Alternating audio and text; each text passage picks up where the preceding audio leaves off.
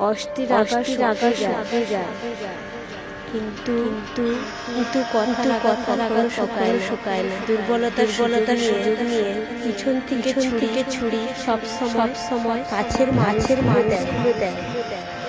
যে কষ্ট দেখাতে জানে না তার কষ্ট অনেক বড়। সবার জীবনে এমন কিছু মানুষ থাকে যাদের সাথে কথা বললে মনে ভালো হয়ে যায়। বিবেক স্বার্থপর, নীতিবাক্য সেখানে মাঝে মাঝে করে বলতে ইচ্ছে করে আমি ভালো নেই।